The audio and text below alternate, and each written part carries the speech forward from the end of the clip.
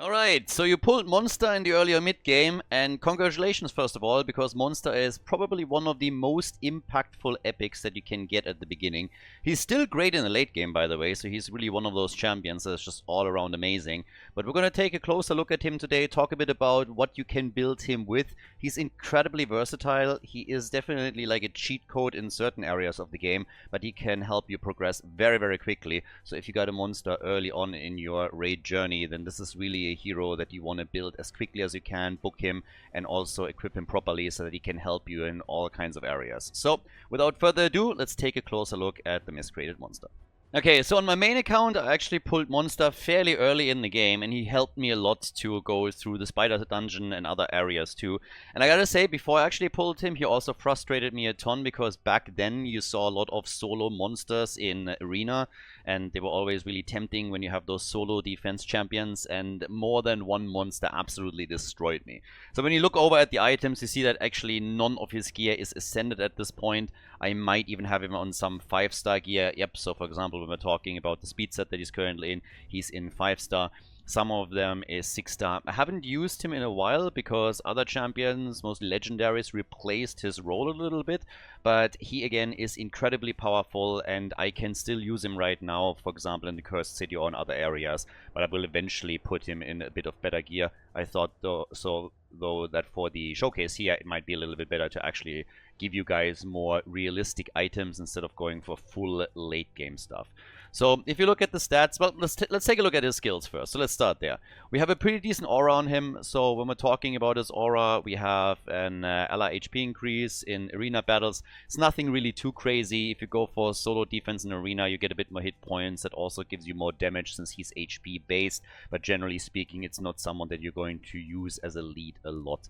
His passive, where you place a fear debuff on an attacker when they're under an ally protection buff, it's a nice little bonus, but it's also not something that is really too impactful. We have on his A3 the ally protection, which is actually quite nice, and then on top of that you have also a heal, so his self-heal, that's actually pretty useful, and you have also a continuous heal buff here.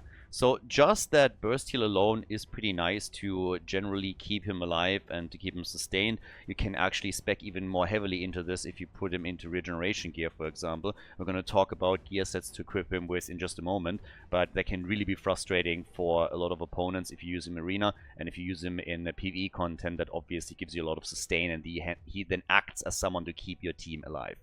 What makes Monster so absolutely amazing is his A2 on the other hand, and his A2 is incredible. So first of all, you have a chance to actually place a stun, which is pretty nice as well. 50% chance of a stun. You can work around the masteries a little bit to make this even more likely. You can also put him into a stun set, for example, if you really want to annoy people, if you plan to use him in PvE.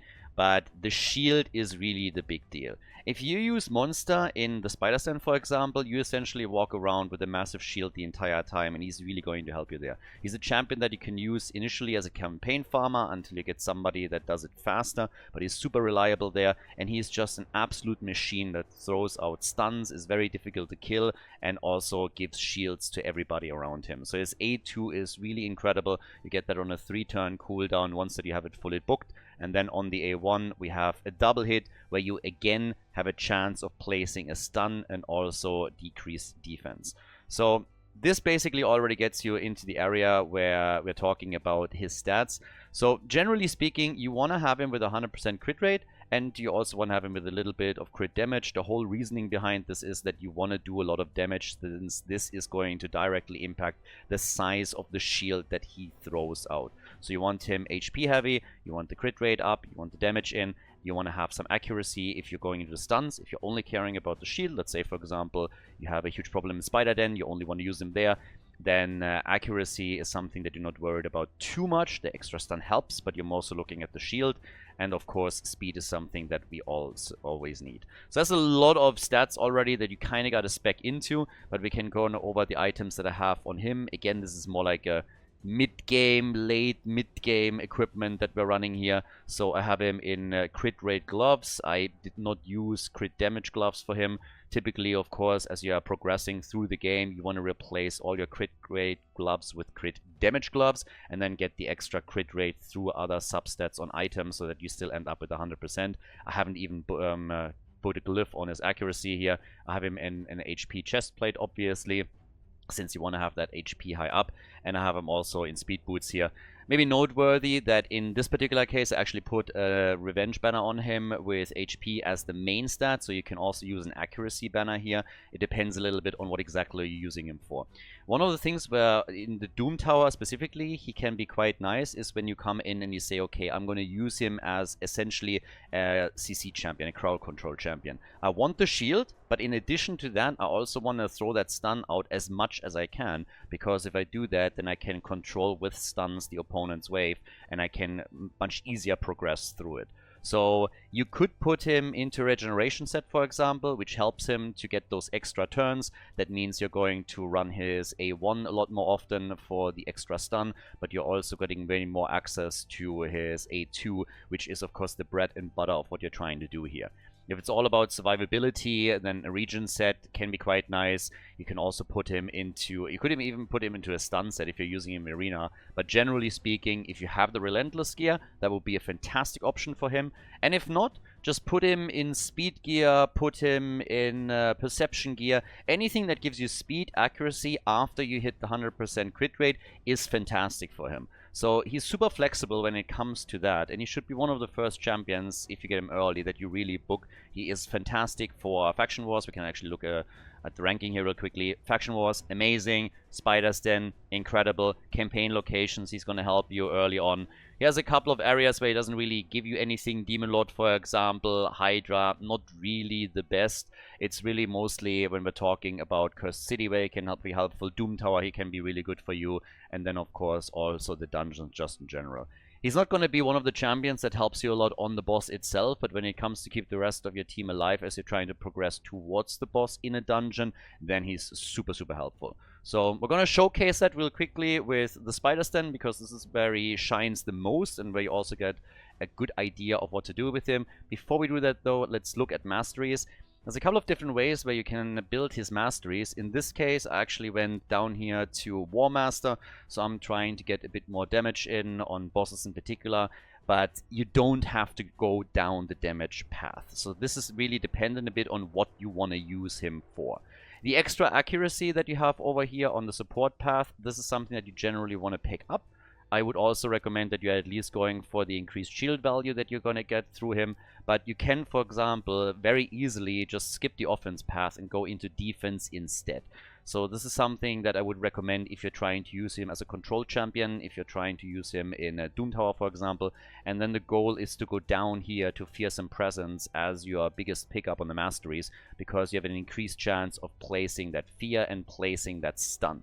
So if this is something where you don't need the extra damage, but you want him to keep everybody alive, this is probably your best bet to go through the defense path down here.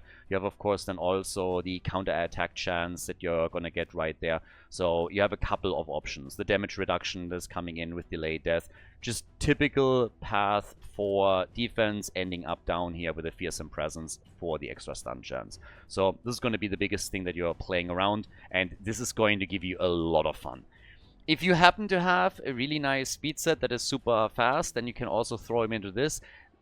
The only thing is you don't have like, generally speaking, speed sets are a little bit better on champions that have on their A1 an ability that attacks everyone and not only one single champion. But again, you would get the additional stuns out there. Generally speaking though, relentless, speed, divine speed, perception, all fantastic. And if you want, you can also, just for shits and giggles, throw him into a regeneration gear, put him in arena, and see people that absolutely despair because they just can't kill him and he keeps stunning them out and slowly taking them on.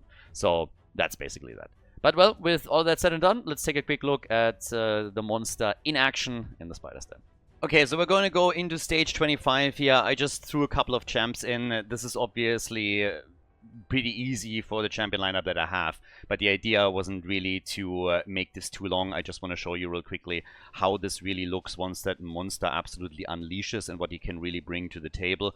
So I don't want to prolong that run too much, so just threw a few in there.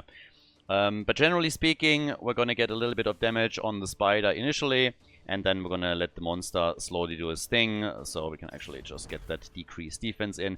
And this is really where the fun begins. So if you look at the champions right now, we're gonna use this A2, and all of a sudden I have an insane amount of shield on every single one of my champions. And this is really the beauty. So we have a lot of stuns on the spiders as well. So we get our CC, we get our survivability, and if you now get him in Relentless gear or make him just generally fast and you are able to get that A2 going, then you will have a shield no matter where you use him. Spiders is where he probably is the most known for. It's really an absolute cheat code once you have him here, but as I said, the same also applies obviously if you use him in other areas of the game. Now the shield will be a little bit smaller since it is reliant on how many opponents you're hitting with it, but you still will get very sizable shields out, and then of course in addition to that he also has the allied protection.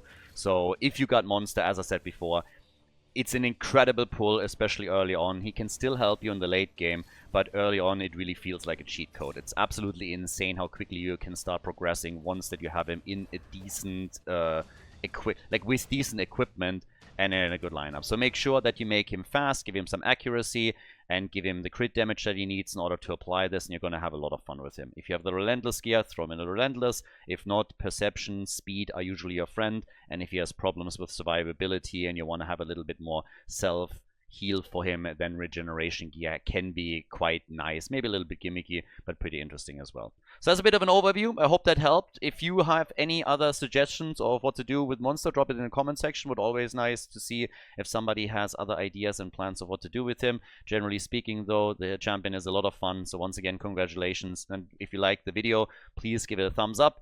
With that, that's it for me for today. Have a good one, guys, and I'll see you in the next one. Bye-bye.